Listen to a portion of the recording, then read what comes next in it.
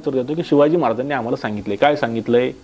सिंधू नदीच्या उगमापासून ते कावेरी नदीच्या पहिल्या तीरापर्यंत अवघा मुलुक स्वतंत्र करणे. महाराज, माझा एक प्रश्न आहे. मी लहानपणीपासून ऐकत आलोय की भारत गुलामगिरीत 150 वर्षाच्या गुलामगिरीत होता इंग्रजांच्या. तथाकथित बुद्धिवादी विचारवंत सुद्धा भारताला एक राष्ट्र मानत नाहीत. ते असे म्हणतात की हा विविध राज्यांचा मिळून बनवलेला एक समूह आहे, तो एक राष्ट्र नाहीये. परंपरा वेगळ्यात, संस्कृती वेगळी, हिंदू संस्कृती वेगळी, काही राज्यांची संस्कृती वेगळी असं सांगितलं जातं. तर शिवरायांचं याबद्दल काही राष्ट्रीय धोरण किंवा राष्ट्रीय विचार आपल्याला त्यांच्या चरित्रात सापडतो का? बरोबर आहे. खरं तर छत्रपती शिवरायांचा विचार हा खूपच अफलातून आहे ह्या बाबतीत, की ज्यावेळेस आपला देश हा एक राष्ट्र नाही अशी विचारांची मांडणी होते, आणि त्याही पलीकडे जाऊन आपल्याच देशातले नेते म्हणतात की भारत एक राष्ट्र कधीच नव्हतं. इथल्या व्यक्तिमत्वांमध्ये, इथल्या महापुरुषांमध्ये राष्ट्रीय दृष्टिकोन नव्हता. इथे फक्त राज्यांचा विस्तार झाला. त्यावेळी छत्रपती शिवरायांचा विचार आजच्या काळात सुद्धा आपल्यासाठी मार्गदर्शक आहे. एक झाली अशी की 1663 साली एक मुघल अधिकारी तो सारखा औरंगजेबाला पत्र लिहायचा आणि तो म्हणायचा की मी छत्रपती शिवरायांना म्हणजे शिवाजीला मी कैद करतो, तुमच्या पुढे हजर करतो, तुम्ही खजिना पाठवा, तुम्ही सैन्य पाठवा वगैरे वगैरे. एक दिवस असंच एक पत्र शिवाजी महाराजांना जाऊन पोहोचलं गुप्तचर खात्यामार्फत, आणि ते पत्र शिवाजी महाराजांना पोहोचल्यावरती शिवाजी महाराजांनी त्या मुघल अधिकाऱ्याला प्रतिउत्तर लिहिले की बादशाह हुकूम फरमावतो, तुम्ही किल्ले ताब्यात घ्या, शिवाजीला पकडा. आणि तुम्ही उत्तर लिहून पाठवता की लवकरच पकडतो, लवकरच आक्रमण करतो, तुम्ही खजिना पाठवा, तुम्ही सैन्य पाठवा. आमच्या प्रदेशामध्ये, शिवरायांचं वाक्य खूप सुंदर आहे, आमच्या प्रदेशामध्ये कल्पनेचा घोडा नाचवणे सुद्धा कठीण आहे. त्या पत्रातलंच वाक्य आहे की आमच्या इथे उडत्या पक्षाच्या पंखावरती शेवाळ उगवते. प्रदेश काबीज करण्याची गोष्ट तर खूपच वेगळी. आणि त्यापुढे छत्रपती शिवाजी महाराज स्वतःचं ध्येय सांगतात, ते मला काय करायचंय.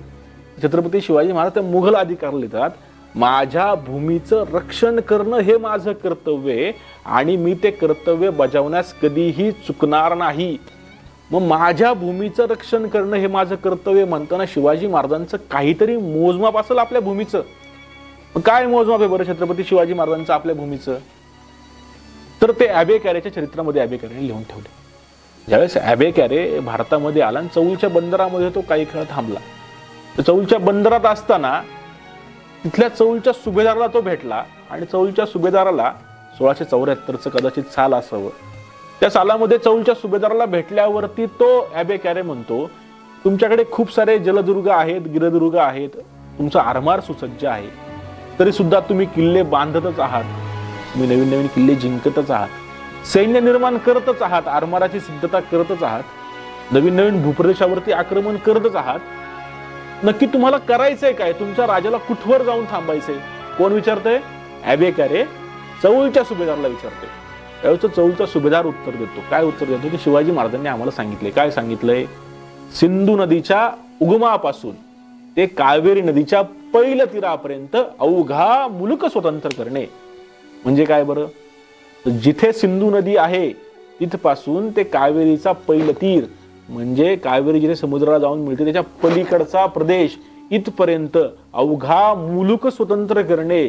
म्हणजे कच्छ ते कामरूख, काश्मीर ते कन्याकुमारी, अटक ते कटक, तंजावर ते पेशावर अखंड भारतवर्ष परकीय गुलामगिरीतून, इस्लामिक गुलामगिरीतून मुक्त करून हिंदूंची राजवट प्रस्थापित करणं हे शिवाजी महाराजांचं ध्येय. मग आता आजच्या कालखंडामध्ये विचार करा बरं, कोणकोणती भूमी त्यात येईल? आजचा अफगाणिस्तान येईल, आजचा पाकिस्तान येईल, आजचा अखंड भारतवर्ष येईलच येईल, आजचा नेपाळ येईल, आजचा भूटान येईल, आजचा तिबेट येईल, त्यासोबत आजचा बांगलादेश येईल, आजचा ब्रह्मदेश येईल, आजची श्रीलंका येईल, पाकिस्तानने आपल्याकडून घेतलेला पाकव्याप्त काश्मीर येईल, पाकिस्तानने भेट म्हणून चीनला दिलेला चीन व्याप्त काश्मीर येईल. एवढ्या सगळ्यांनी मिळून जी आमची अखंड भारत माता बनते, त्या अखंड भारत मातेला इस्लामिक गुलामगिरीतून मुक्त करून हिंदूंची राजवट प्रस्थापित करणं हे शिवाजी महाराजांचं ध्येय. ज्यावेळेस आपण किंवा आपल्यातले काही नेते म्हणतात भारत एक राष्ट्र नव्हता, त्यावेळेस त्यांनी शिवचरित्र वाचण्याची गरज आहे, शिवरायांचं ध्येय समजून घेण्याची गरज आहे की याच मातीमध्ये छत्रपती शिवाजी महाराज नावाचे असे राजे होऊन गेलेत ज्यांचं ध्येय होतं अखंड भारत माता इस्लामिक गुलामगिरीतून मुक्त करून हिंदूंची राजवट प्रस्थापित करणं.